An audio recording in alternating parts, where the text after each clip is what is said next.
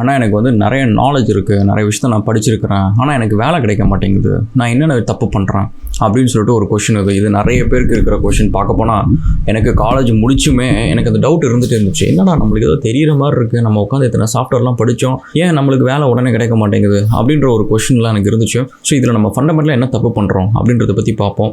Welcome to Expertiser jobs. இந்த வீடியோஸ்லாம் உங்களுக்கு பிடிச்சிருந்துச்சு அப்படின்னா மறக்காமல் சப்ஸ்கிரைப் பண்ணுங்கள், ஃப்ரெண்ட்ஸ்லாம் ஷேர் பண்ணுங்கள். அண்ட் நம்ம எக்ஸ்பர்டைசர் அகாடமியில் வந்து ஒரு புது இனிஷியேட்டிவாக வந்து நம்மளுக்கு நிறைய பேருக்கு நாலேஜ் இருக்குன்றது ஒரு ஓகே, இருந்துட்டு வேலை கிடைக்கலன்ட்டு சில பேருக்கு அந்த நாலேஜ் கெயின் பண்ணுறதுலேயே ப்ராப்ளம் இருக்கும். ஸோ யூடியூப்பில் அந்தமாதிரி ஒரு இடத்துல நம்ம படித்தோம் அப்படின்னா ஒரு ஸ்ட்ரக்சர்டாக இருக்காது.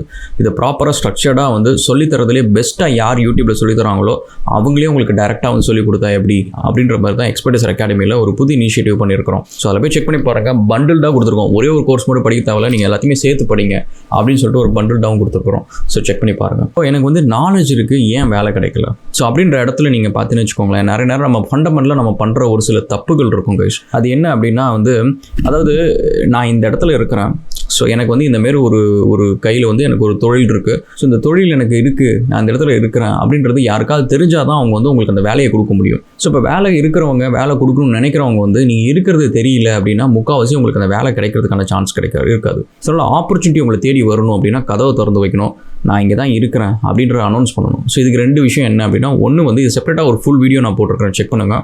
நம்மளோட இமெயில் அட்ரஸாக இருக்கட்டும், லிங்க்டினாக இருக்கட்டும், அண்ட் ஈவன் நம்மளுக்கு ஒரு வெப்சைட் வச்சுக்கிட்டு கூட நம்ம அதில் நம்மளை பற்றி நம்மளோட ரெஸ்யூமே போட்டுட்டு ப்ரொமோட் பண்ணுறது கூட நம்ம பண்ணிக்கலாம். ஸோ அந்தமாரி நம்ம எந்தெந்த விதத்துலலாம் நம்மளை ப்ரொமோட் பண்ணால் நம்மள ஆப்பர்ச்சுனிட்டிஸ் நம்மளை தேடி வரும் அப்படின்றது ஃபஸ்ட்டு. செகண்ட் வந்து எப்போவுமே நம்ம நம்பர் ப்ராப்பராக ரீச்சபிளாக இருக்கிறது, நம்பர் ஃபோனில் வந்து வாய்ஸ் மெசேஜ் வைக்கிறது. நிறைய பேருக்கு அந்த பழக்கம் இருக்காது. ப்ராப்பரான ஒரு வாய்ஸ் மெசேஜ், ஃபோன் எடுத்தோடனே ஏதோ ஒரு கச்சன்னு பாட்டு வரதுக்கு பதிலாக வந்து என் பேர் வந்து my name is Ragulan Gowthaman, so என்னோட ப்ரொஃபைல் இது, அண்ட் உங்களுக்கு என்ன ஏதாவது ஆப்பர்ச்சுனிட்டி தேடி எங்களுக்கு வரணும் அப்படின்னா எனக்கு இந்த நம்பரில் ஒரு மெசேஜ், உங்கள் நேம் அண்ட் நம்பர் விடுங்க, நான் உங்களுக்கு திரும்ப கால் பண்ணுறேன் அப்படின்னு சொல்லிட்டு ப்ராம்ப்டாக திரும்ப உங்களுக்கு காலும் பண்ணுறது. ஸோ இந்தமாரி நம்ம ஒரு ஃபோன் நம்பர் வச்சுருந்தா வெறுமனே நம்பர் மாதிரி இல்லாமல் ஒரு வாய்ஸ் மெசேஜ் ப்ராப்பராக வச்சுக்கிறது. அதேமாதிரி இமெயில் எப்போவும் ரெகுலராக செக் பண்ணுறது, இமெயில் வந்து கரெக்டாக வந்துச்சு அப்படின்னா ரெஸ்பாண்ட் பண்ணுறது, ஸ்பேம் ஃபோல்டர் கூட செக் பண்ணுறது.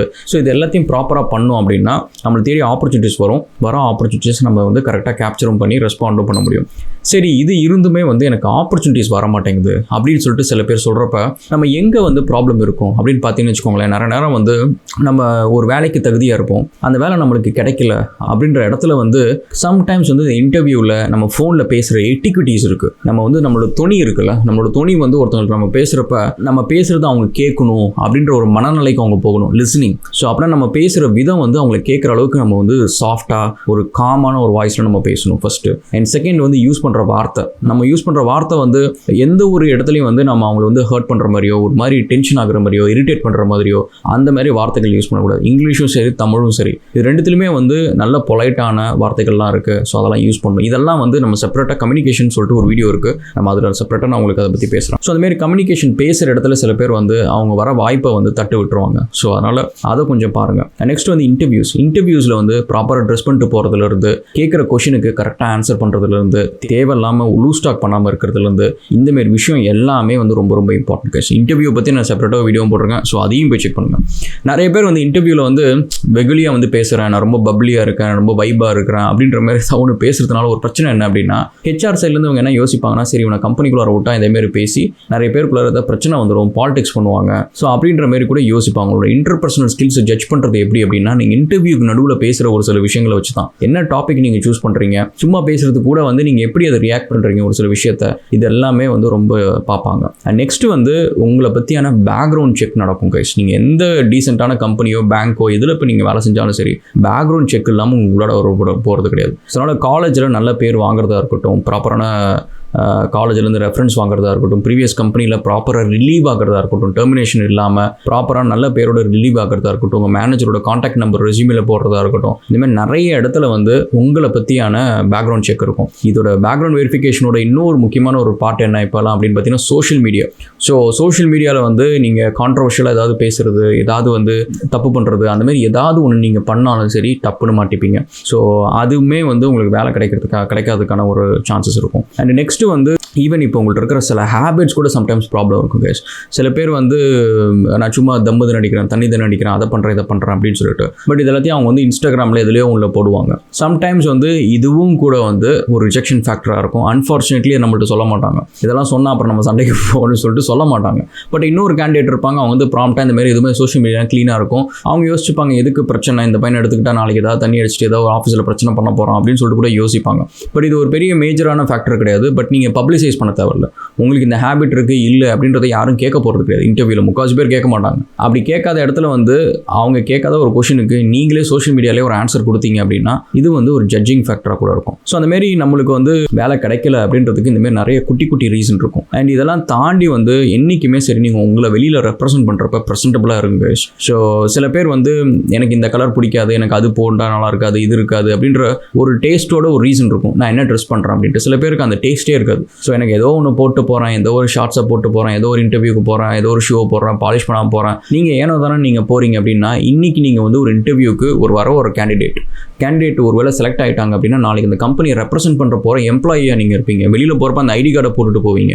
ஸோ அப்போ போகிறப்ப ட்ரிம்டாக ப்ராப்பராக நீங்கள் வந்து ஷேவ் பண்ணிவிட்டு ப்ராப்பராக கிளியராக இல்லை அப்படின்னா ஒரு ப்ரெசென்டபுளாக இல்லை அப்படின்னா அந்த கம்பெனியோட இமேஜுமே பாதிக்கும். நீங்கள் லட்சம் வந்து ஒரு கூகுளில் ஒர்க் பண்ணுறீங்க, பட் அதுக்கேற்ற மாதிரி நீங்கள் வந்து ப்ரெசென்டபுளாக இல்லை அப்படின்னா அந்த கூகுள் கம்பெனியோட இமேஜே வந்து என்னடா இந்த கம்பெனியில் சம்பளமே பே பண்ணுறது போல இருக்குது, இந்த கம்பெனியில் வந்து என்னது இருந்தாலும் பார்த்தா வந்து சரியாக ஒரு படிக்காத மாதிரி இருக்காரு அப்படின்னு சொல்லிட்டு மக்கள் உங்களை ஜட்ஜ் பண்ண மாட்டாங்க, நாளையிலேருந்து உங்கள் கம்பெனியை ஜட்ஜ் பண்ணுவாங்க. ஸோ அது கம்பெனிக்குமே ஒரு கெட்ட பேர் அப்படின்னு சொல்லிட்டு இன்டர்வியூவில் எஸ்பெஷலி வந்து நீங்கள் எப்படி பர்ஃபார்ம் பண்ணுறீங்க, உங்களோட எட்டிக்விட்டி என்ன, உங்கள் மேனர்ஸ் என்ன, இந்தமாதிரி நிறைய விஷயத்தை வந்து அவங்க பார்ப்பாங்க. அண்ட் இதுக்கு தான் பார்த்தீங்கன்னா சில இன்டர்வியூஸ் வந்து முன்னாடி வந்து ஒரு தண்ணி வைப்பாங்க, ஒரு கிளாஸில் தண்ணி வைப்பாங்க. ஸோ அது வந்து நீங்கள் குடிக்கணும் அதெல்லாம் ஒரு பக்கம் இருந்தாலும் இன்னொரு பக்கம் வந்து நீங்கள் அதை எப்படி ஹேண்டில் பண்ணுறீங்க, ஸோ ஒரு நீட்டாக எப்படி ஹேண்டில் பண்ணுறீங்க, மற்றவங்க முன்னாடி எப்படி ப்ரெசென்டபுளாக இருக்கிறீங்க, எப்படி பிஹேவ் பண்ணுறீங்க, இந்த மாதிரி விஷயம்லாம் கூட நீங்கள் இன்டர்வியூவில் டெக்னிக்கல் கொஷின்ஸை தாண்டி மற்ற நேரம் எப்படி பேசுகிறீங்க, எப்படி பிஹேவ் பண்ணுறீங்க எல்லாமே வாட்ச் பண்ணப்படும். ஸோ அதனால் அதையும் பாருங்கள். அண்ட் நெக்ஸ்ட் வந்து உங்களோட லொக்கேஷன் கைஸ். நீங்கள் வந்து எந்த இடத்துக்கு வேலைக்கு அப்ளை பண்ணுறீங்களோ அதை விட்டுட்டு நான் வேறு சிட்டியில் இருக்கிறேன், நீங்கள் வேலை கொடுத்தா நான் வருவேன் அப்படின்றது வந்து உங்களை வந்து செகண்ட் சாய்ஸாக தான் வைப்பாங்க, உங்களை ஃபஸ்ட்டு சாய்ஸாக வைக்கவே மாட்டாங்க. ஸோ அதனால் ஃபார் எக்ஸாம்பிள் நீங்கள் திருச்சியில் இருக்கிறீங்க, நீங்கள் வந்து முசிறியில் இருக்கிறீங்க, ஊட்டியில் இருக்கிறீங்க, சென்னையில் வேலை தேடிட்டு இருக்கிறீங்க அப்படின்னா சென்னையில் உங்களுக்கு தெரிஞ்ச யாரோ ஃப்ரெண்ட்ஸு யாரோ ஒருத்தவங்களோட அட்ரஸ் நீங்கள் கொடுத்துருங்க, நாங்கள் இருக்கிறன்றதை சொல்லிவிடுங்க, லெட்டர் வந்து அங்கேருந்து எங்களுக்கு கொடுக்க சொல்லிவிடுங்க. ஸோ ஆஃபீஸில் வேலை கிடச்சிச்சு அப்படின்னா நான் ரீலொகேட் பண்ணுறேன், அதெல்லாம் உங்களுக்கு சொல்ல தேவையில்லை, எனக்கு 1 வீக் டைம் வேணும், நான் வந்து எல்லாத்தையும் வந்து நான் இது பண்ணிவிட்டு நான் ஆஃபீஸ் கிட்டக்க ஒரு ரூம் பார்த்துட்டு நான் வரப்போகிறேன் அப்படின்ற மாதிரி நீங்கள் சொல்லிக்கோங்க. நான் ஊட்டிலேருந்து வரேன் அப்படின்னு சொல்லிட்டு ஒரு டிஸ்கரேஜிங்கான ஒரு ஃபேக்டர் வந்து அவங்க எம்ப்ளாயர்கிட்ட சொல்லணும்னு அவசியம் கிடையாது. ஏன்னா அவங்க என்ன யோசிப்பாங்கன்னா சரி இப்போ சொல்லிட்டாரு திடீர்னு வந்து இவர் வரத்துக்கு முடியல அப்படின்னு சொல்லிட்டு கடைசி நேரத்தில் வந்து எனக்கு ஊட்டியிலே ஒரு வேலை கிடச்சிருச்சு, இல்லை மதுரையில் எனக்கு ஒரு வேலை கிடச்சிருச்சு, நான் அங்கேயே இருந்துக்கிறேன் அப்படின்னு சொல்லிட்டு நிறைய பேர் கண்டுட்டு போயிடுவாங்க. ஸோ அப்போ அந்த கேண்டிடேட் வந்து ஷார்ட் லிஸ்ட் பண்ணுறதே வந்து ஒரு ரிஸ்க் ஃபேக்டர் ஆகிடும். ஸோ அப்போ என்ன யோசிப்பாங்கன்னா சரி ஆஃபீஸ் பக்கத்தில் சென்னையிலே யாரோ இருக்கிற ஒரு பையனை எடுத்தானா அவன் வரதுக்கான சான்சஸ் அதிகமாக இருக்குது, எதுக்கு இந்த பையனை ஊட்டியிலேருந்து நம்ம எடுத்துக்கணும் அப்படின்னு சொல்லி நான் டேலண்ட் பூல் இப்போ நிறைய இருக்குது. நீங்கள் எந்த வேலைக்கு போனாலும் சரி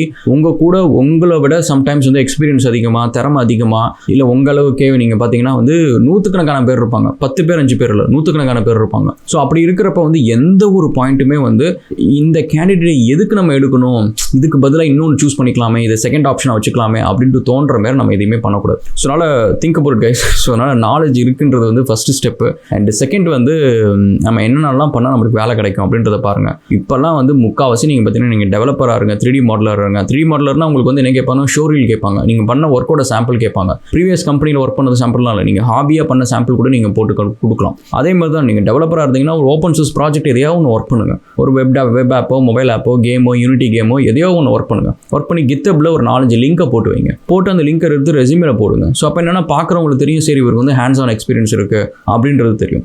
okay, so that's about guys. நம்ம மீண்டும் சந்திப்போம். அண்ட் வீடியோஸ்லாம் பிடிச்சிருந்துச்சு நம்ம மறக்காமல் சப்ஸ்கிரைப் பண்ணுங்கள், ஃப்ரெண்ட்ஸ்க்கெலாம் ஷேர் பண்ணுங்கள். தேங்க்யூ.